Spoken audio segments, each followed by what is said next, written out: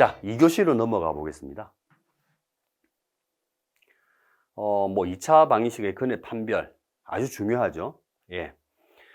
우리가 고등학교 수학에서 굉장히 중심되는 부분에 있는 수학적 내용이 2차 방정식, 2차 함수, 뭐 2차 그래프 등등에 관련된 것이 굉장히 많이 다양하게 질문되죠. 예, 그게 굉장히 기본 개념이고 중요한 개념이라는 소리입니다. 그 다음에 y축, 곡선과 y축의 넓이. 예. 이건 y축입니다. dy. 예. 이것도 별로 어렵지 않죠. x축일 때는 이렇게 되어 있으니까 이게 a부터 b까지면 예, 인테그랄 a부터 b까지 이게 f of x면 f of x의 dx 이렇게 하면 되죠. 예. 만약 밑에 있으면 면적을 묻고 있으면 마이너스 해주면 되죠. 밑에 있는 경우에는. 예. 자, 이것도 마찬가지입니다. 그래서 이 절대치를 한 이유는 면적이니까 절대치를 하고 있겠죠. 만약에 지금 x와 역할을 바꾼 것이니까 h는 x, y, h of y다라는 것은 뭐 이런 거겠죠. 이런 거. 이런 경우. 예, 이게 이 경우를 이야기하겠고, 그럼 여기서부터 여기가 c이고 여기가 d이면 지금은 양이니까 이쪽의 면적은 뭐가 될까요? 예, 그냥 인테그랄 h of y dy가 되겠죠. 만약 이쪽에 있으면요. 그렇죠. 그때는 마이너스 해주겠죠. 예, 그래서 그걸 한꺼번에 이야기하면 절대치를 씌우면 된다. 예, 요거 이해하셨을 것 같고요. 자, 문제를 한번 볼까요? 무리함수와 직선과의 관련된 이야기입니다. 이거 아주 전통적으로 많이 질문되어지는 것이죠. 여기서 일단 문제를 해 나가기 앞서서 가장 기본적인 것은 무리함수를 그릴 수 있어야 됩니다. 그죠? 무리함수. 무리함수는 총 4가지가 나오죠. 루트 x, 그 다음에 또 y는 마이너스 x, 그 다음 y는 마이너스 루트 x, 그 다음 y는 마이너스 루트 마이너스 x. 이게 가장 기본이죠. 예. 그래서 이걸 딱 보면 이게 뭡니까? 아, y는 f of x는 루트 마이너스 x가 기본꼴이고 그 함수, 그 무리함수를 x축으로 마이너스 1만큼, y축으로 마이너스 1만큼 옮겨가는 것이죠. 예. 그래프 모양은 이렇게 될 겁니다. 그죠? 이 함수를 x축으로 마이너스 1만큼, y축으로 마이너스 1만큼 이렇게 되겠죠. 그래서 문제 풀기 전에 저 함수만 보면 이제 주어지고 g of x가 kx이기 때문에 원점을 지나는 어떤 직선입니다. 이런 거예요. 아, 그런 관계는 이미 딱 파악이 되네요. 자, 그리고 나서 출제 의도를 보시고 하나하나 문제를 한번 살펴보도록 하겠습니다. 뭐 출제 의도는 무리함수를 이해하고 식을 변형해서 무리함수는 지금 말씀드린 무리함수는 2차 함수의 절반이니까 제곱하면 2차가 되겠죠. 그래서 직선과의 위치관계 그걸 접한다고 할 때는 또 판별식을 사용하겠죠. 등등의 질문이 이제 면적을 이야기하고 있으면 또 면적 구하기 적분과 관련해서 예. 자, 그럼 문제 하나하나 살펴보겠습니다.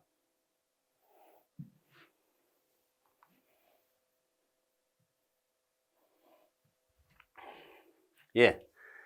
첫 번째 문제 보시죠. 혹시라도 이런 유형의 문제를 좀 어려워하시는 분들도 있지 않을까 싶기는 한데요. 예. 두려워 안 하셨으면 좋겠습니다. 왜냐면 자, 보세요. 어떻게 저 같은 경우 이렇게 생각합니다. 예. A, B, C, D 모르죠. 예, 모르는 점입니다. 근데 A, B, C, D 모르는 점이 4개 있으니까 A, B, C, D를 결정하기 위해서는 최소한 몇 개의 정보가 필요합니까? 4개의 정보가 필요하죠. 그 4개의 정보를 잘 엮으면 A, B, C, D를 결정할 수 있겠죠. 물론 이 4가지 정보는 서로 독립적인 정보여야 됩니다. 예. 자, 그러면 질문은 뭐냐면 이 두 점을 지나는 직선의 수직이에요. 요 직선의 수직인 직선의 기울기. 요거는 우리가 관계식을 할 수 있죠. 이 두 점을 지나는 직선식은 뭐 C-A분의 뭐 D-B가 될 수 있는 이것의 수직인 것은 어떻게 됩니까? 서로 곱해서 마이너스 1이 되면 되니까 그것도 금방 나오겠죠. 예. 아, 그러면 이걸 찾아낸 거구나. 요걸 금방 알 수 있습니다. 아, 이 값을 찾아낸 소리구나. 이겁니다. 자, 그럼 자 보세요. A, B, C, D가 결정되면 대입하면 되죠. 자, 그런데 정보가 지금 몇 개 있는지 살펴봅시다. 이 점과 이 점이 지난다고 했어요. f of x 무리함수를. 그럼 정보 두 개죠. 그 다음에 b 플러스 t 이퀄 1이 있어요. 하나. 이거 보니까. 이거는 뭐 정보이긴 한데, 이거는 대소관계를 나타내는 것이니까, 그 위치 관계. 그러면 b 플러스 t가 1이라고 정보 하나 치면 지금 세 개가 있습니다. 따라서 결정되는 것은 아니란 소리예요. a, b, c가 결정되는 것은 아니고, 적을 이용하면 적당하게 어떻게 캔슬이 되어져서 값을 구할 수 있겠거나 이렇게 생각할 수 있겠죠. 예. 자, 그러면 이 문제에서 CD를 BD로 나타내느냐, BD를 CA로 나타내느냐, 이런 문제가 생길 수가 있는데, 이거는 이제 문제를 써보면, 뭐, 둘 중에 아무거나 해도 됩니다. 예. 근데 아마도, CA를 BD로 바꾸어서, 그리고 난 다음에 B 플러스 D가 1이 된다는 걸 써먹어야 되겠구나. 이렇게 생각하시는 게 좀 더 합리적일 것 같은데요. 그거는 뭐, 문제 풀어보시면, 그 지금까지 설명드린 상황만 이해하셨으면, 써내려가면 그 다음 스텝 바로 저는 보일 거라고 생각합니다. 자, 보시죠. 이건 말씀드렸죠, 방금. 예. 그 다음에, 여기에서 B하고 D가 다르다고 이야기해야 되고, 그 다음에, 위의 점이니까 아까 이런 관계식이 나오죠. 예. 위의 점이라고 했으니, 예. 그래서 두 식의 차가, 이렇게 주어졌네요. 이건 이제 물론 풀이니까 아주 그 최단거리, 정답을 얘기한 최단거리를 설명하고 있는데, 아마 이 식을 써놓고, 이걸 바라보시면, 아까 말씀드린 대로 BD를 CA로 표현할까, CA를 BD로 표현해서 뭔가 날아갈 수 있을까를 고민해 보시면, 둘째 다, 두 가지 다, 구사해 보셔도 상관없을 겁니다. 예. 그러면 이제 CA를 BD로 나타내면, CA를 BD로 이 식들을 이용해서, 예. 그러면, 이렇게 간단하게 떨어진다는 것을 알 수 있고, 맨 마지막에는 B 플러스 D가 1이라고 하는 사실들을 사용할 수 있죠. 예.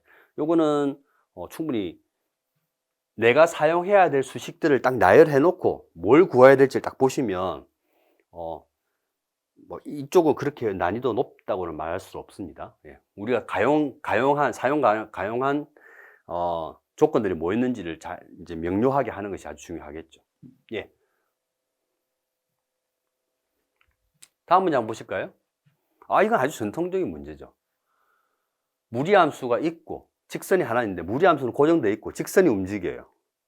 그랬을 때 만나도록 하는 K 범위를 정하는, 이건 그림을 잘 그려서 어느 부분에서 접하느냐, 그죠? 또 어느 점을 지나느냐, 이걸 잘 보면 되겠죠. 예.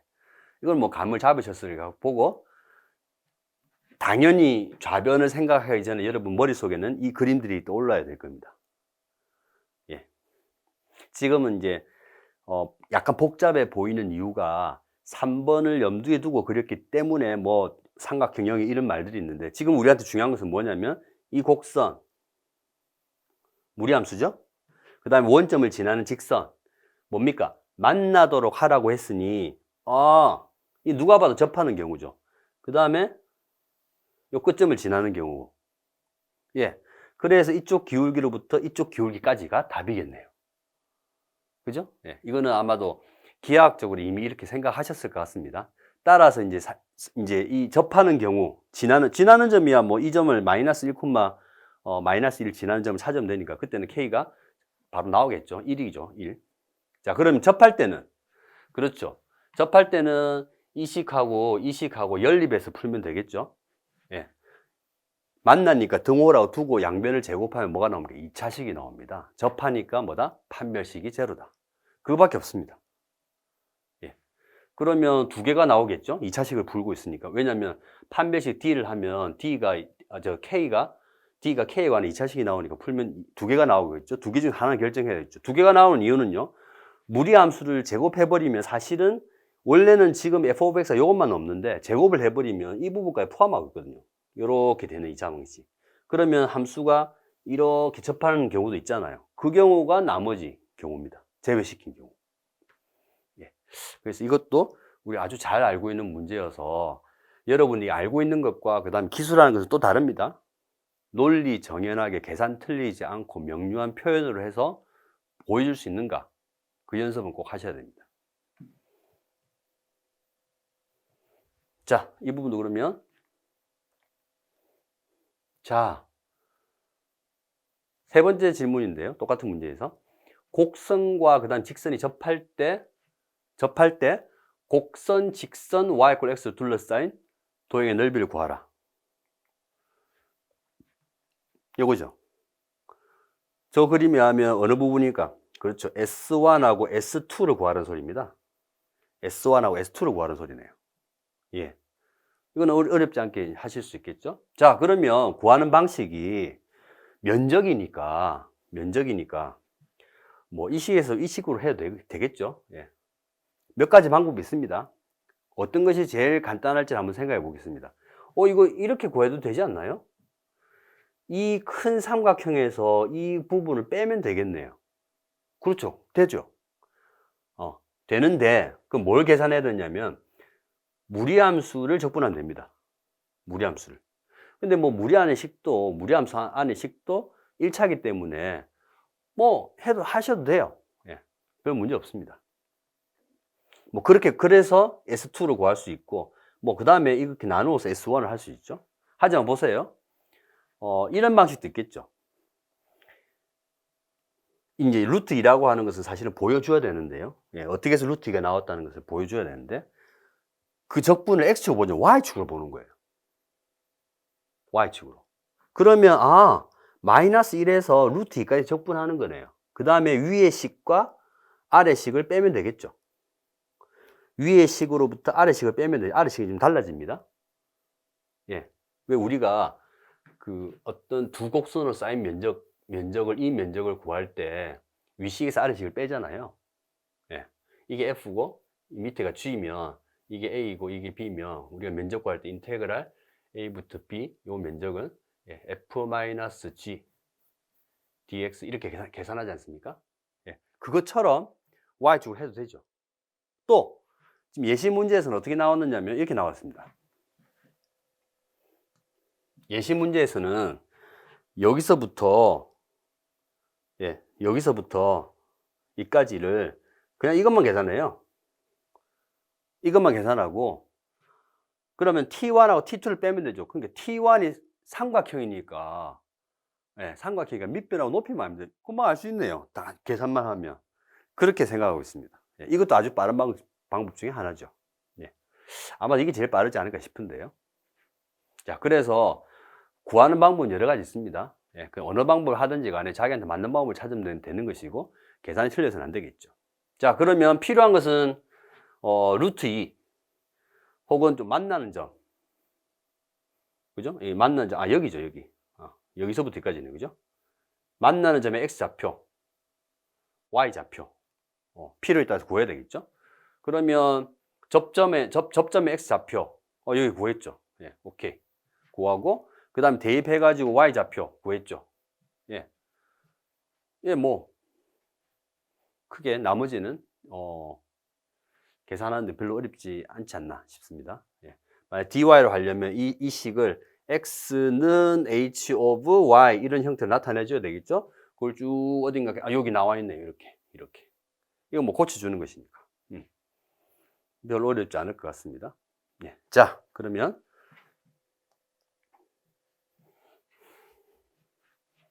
생각하기는 무리함수와 직선과의 관계는 아주 전통적인 질문이고 질문도 아주 전통적인 질문이죠.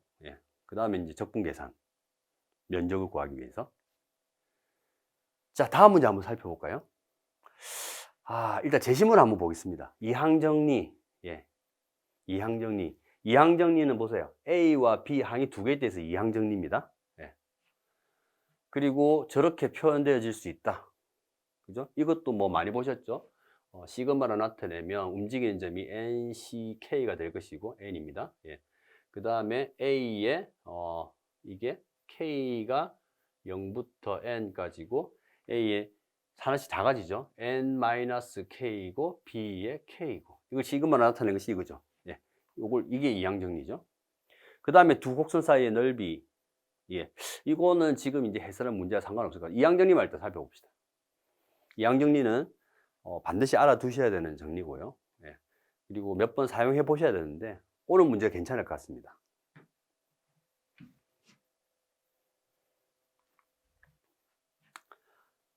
자, 보시죠. 저는 이렇게 생각합니다. 이 문제는 쉬운 문제 아닙니다. 쉬운 문제 아닌데요. 네. 쉬운 문제 아닌데, 논술의 특성상 이 문제를 접근할 수 있는 논술이기 때문에 접근할 수 있다고 저는 생각합니다. 예. 이거 딱 보시면 이런 유형의 문제를 살펴보신 분들은 뭐 구할 수 있으실 텐데 1번이나 뭐 2번이나 뭐 특히 2번 같은 경우는 2학년이 굳이 사용하지 않아도 뭐 설명을 할 수 있을 것 같은데 이제 제일 어려운 거는 이제 3번이겠죠. 근데 어쨌든 자 1번부터 볼게요. 야, 저거 어떻게 하지? 내가 조합에 관련된 여러 가지 성질들을 다 아는 것도 아닌데, 관계식을 다 아는 것도 아닌데, 저걸 어떻게 풀지? 막 고민하실 수 있는데, 그때 제시문을 살펴보면 돼요. 제가 말씀드렸죠. 제시문은 문제와 아무 상관없는 것이 존재하지 않습니다. 분명히 상관이 있습니다. 그래서 제시문을 통해서 그 문제를 풀어나갈 수 있는 아이디어를 찾을 수 있죠. 일단 문제 출제 의도를 한번 볼까요? 예, 이항 정리를 이용하고 사용할 수 있는지가 출제 의도입니다. 예, 그러면 문제 해설로 바로 들어가 보겠습니다. 자, 어떻게 할까요? 예, 저것만 보면 막막해 하시는 분들 분명히 계실 것 같은데 앞에 제시문에 이항 정리가 있잖아요. 그러면 이것은 뭐죠? 이항 정리의 어떤 개수란 소리죠. 어떤 항의 개수. 자, 이걸 보면요. 이 제곱이란 게 이게 있긴 한데 만약에 이게 없으면 일단 OCI과 관계 있는 식이 뭘까요? 예, OCI와 관계되어 있는 식이 오차식이죠. 오차식. 예, 오차식. 원래 2학년은 A 플러스 B인데 여기에 지금 개수만 나와 있으니까 하나를 1이라 두고 하나를 X라 두면 그럼 1 플러스 X의 오차를 생각하시는 거예요. 그러면 일단 나중에 써보고 1 플러스 X의 오차는 그 아이디어를 쓰고 여기 써보는 거예요. 죄송합니다. OC0, 예? 그 다음에 OC1의 X, OC2의 X 제곱, 아이고, 예, 좀 글씨가, 어쨌든, OC5의 X의 5승. 자, 이런 식으로 딱 써두고, 제곱인데? 그럼 뭔가를 곱해야 되겠네? 라고 생각하면 몇 가지 방법이 있겠지만 1 플러스 X의 5승을 한 번 더 요 똑같은 것을 한 번 더 곱해서 생각을 일단 놓아 보는 거예요. 예. 왜 곱하는 걸 생각하느냐면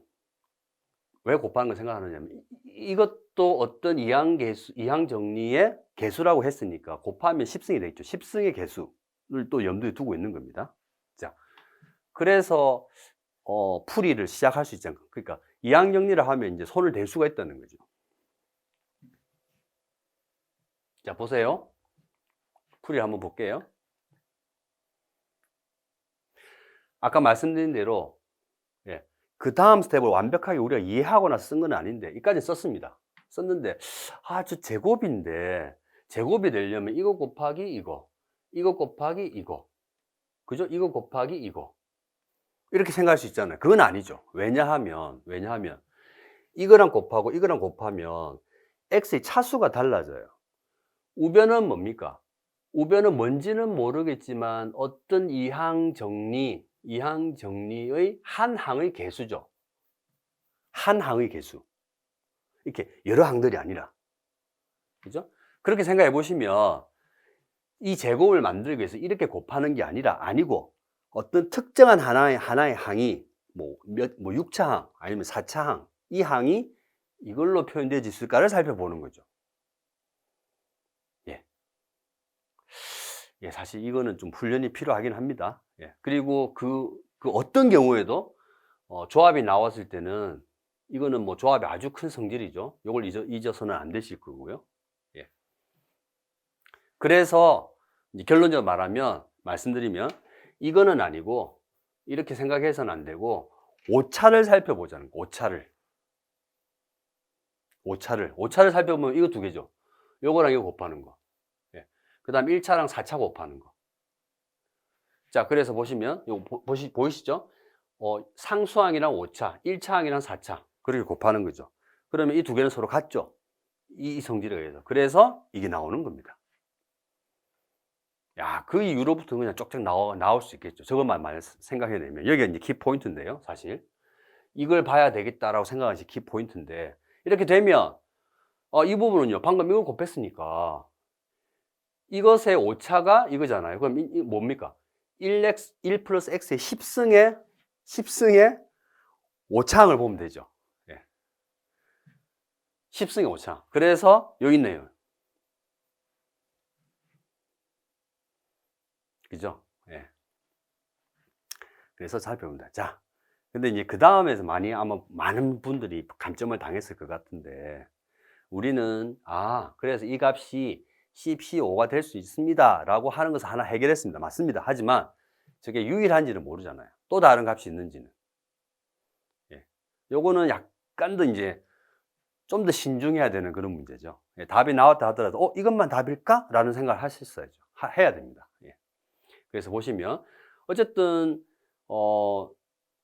10CO5가 어떤 값인데 252로 나타낼 수 있는 값은 이 값도 있고 이 값도 있죠.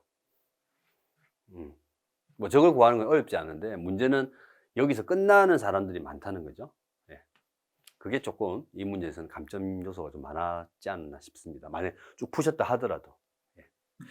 자, 그래서 다시 한번 말씀드리면 쉬운 문제는 아니지만 제시문을 활용하면 충분히 우리가 접근할 수 있는 그런 상황들을 만들어낼 수 있다. 그래서 제시문을 잘 활용해야 된다. 이것이 논술 시험의 특징이다 라는 말씀을 드릴 수 있습니다. 자, 두 번째요. 2021의 10승을 3으로 나눈 나머지 7로 나눈 나머지를 구하라. 뭘 이용해서요? 이항정리를 사용해서. 그죠? 예. 이항정리 사용해서 해야 되지 않을까? 근데 사실 그렇게 안 해도 여러분들 이렇게 생각하셨을 거라고요. 이거 나누려면 일단 10승은 너무 크니까 2021이 3으로 나누면 뭘 곱해가지고 나머지가 생기겠죠. 이거는 누구든지 아마 생각하셨을 거라고요. 그죠? 예. 근데 바로 요거예요. 여기에다가 10승을 하면, 여기다가 이렇게 10승을 하면, 여기 보세요. 항이 두 개잖아요. 예. 그러면 어떤 항이 나오든지 간에 지금 이 항은요. 어떤 항이 나오든지 간에 이 항이 들어간 것은 3이 다 들어가기 다 3의 배수입니다. 그럼 뭐만 살펴보면 되죠? 이것만 있는 항을 살펴보면 되죠. 어떻습니까?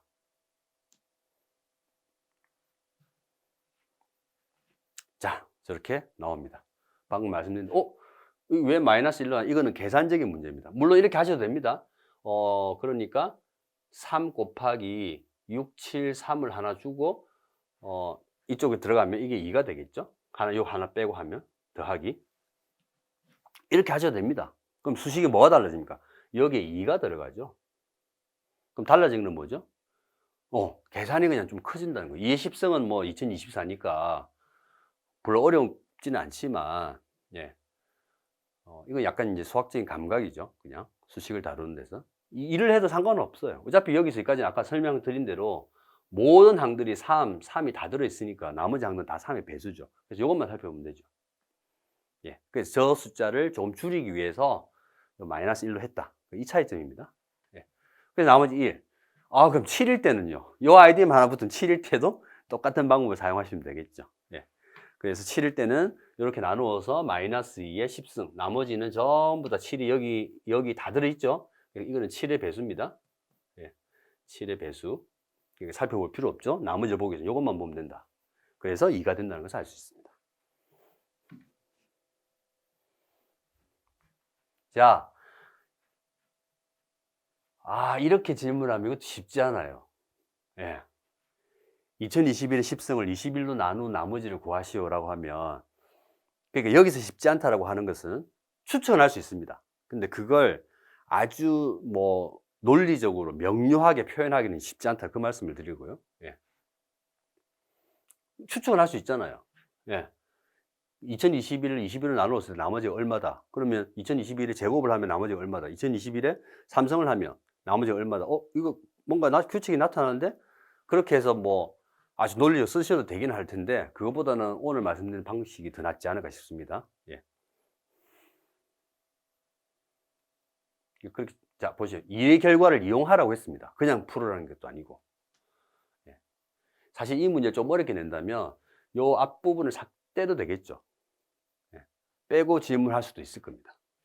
그럼 이게 이제 독립된 문제지 연관된 문제가 또 이제 되겠죠. 그러니까 여러분들이 어떤 소문제를 볼 때는 그 문제에서 주어진 정보, 원래 주어진 정보, 그 다음에 1번과 2번을 앞에서 푼 그 정보, 그 다음에 제시문, 이런 것까지 생각을 하셔야 된다는 소리입니다. 자, 여기서 아주 친절하게 이해 결과를 이용하여라고 했어요. 이해 결과가 뭡니까? 3으로 나눠서 나머지가 얼마다? 7로 나눠서 나머지가 얼마다? 요거죠. 자, 그러놓고 생각해 봅시다. 이까지는 아마 다 쓰실 수 있을 것 같아요. 생각하실 수도 있고. 자, 그러면 21로 나눈 나머지니, 이거 보세요. 아, 여기에서 이걸 21로 나눈 나머지를 생각해야 됩니다. 그럼 27 곱하기 뭐에 더하기 나머지 이렇게 되겠죠. 그걸 생각할 수 있는 여지는 어디에 있습니까? 여기죠. A죠, A. 예. A를 7로 나눈 나머지가 곱하기에 R. 여기서는요. B죠. B. B가 3으로 나눈 나머지가 얼마일 때, 그러니까 즉 다시 말해서 3에 뭐 곱하기 뭐 여긴 K1이라고 하고 여긴 K2라고 합시다. 나중에 다른 문자를 쓰겠죠. 지금 생각하는 겁니다. 아이디어 상으로. 플러스 뭐 R1, R2라고 하고 여기도 R1, R2. 예. 그래서 B가 3으로 나눈 나머지의 경우가 나오니 그걸 해가지고 찾아내면 되지 않을까? 어떻습니까, 여러분? 괜찮지 않나요? 자, 그러면 방식은 두 가지인데 어느 쪽을 해야 될까요? 당연히 이쪽을 해야죠. 왜? 이쪽은 A를 7로 나눈 나머지를 했을 때 어느 것이 맞다는 걸 알아내기 위해서는 R 이퀄 0일 때 나머지가 0일 때, 1일 때, 2일 때, 3일 때, 4일 때, 5일 때, 6일 때 이거까지 살펴봐야 되니까 그거보다는 이게 훨씬 낫겠죠. 예. 자, 지금 생각을 확실하게 간추려서 이제 보도록 하겠습니다. 보시죠. 이게 이해 결과입니다.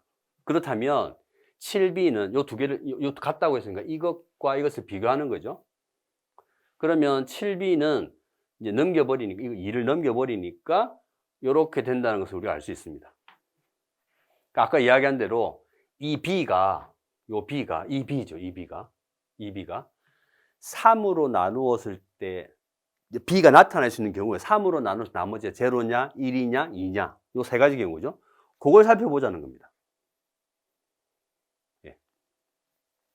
제로인 경우는 3으로 나눈 나머지가 여기가 예를 들어서 제로인 경우는 이게 뭐 예를 들면 3K라고 씁시다. 아, 그럼 여기가 21K네요.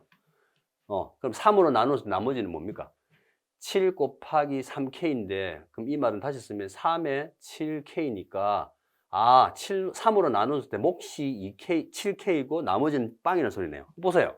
3으로 나눴을 때 이게 몫이고 나머지 2네요. 틀리네요. 그래서 안 된다는 겁니다. 그 다음에 나머지가 1인 경우는 이 B가 이렇게 된 경우예요. 3으로 나눴을 때 몫이 C고 1인 경우를 계산해 보니 예. 또 양쪽 비교를 해 보니 이 녀석을 3으로 고치면 나머지가 1인데 여기서 뭐가 됩니까? 2죠. 2. 또 틀리네요. 일치하지 않습니다. 따라서 B는 3으로 나눈 나머지가 2여야 됩니다. 따라서 이걸로 결정이 된다는 거죠. 예. 그래서 대입해 보면 그때 21로 나눈 나머지는 16이 된다는 것을 확인하실 수 있습니다.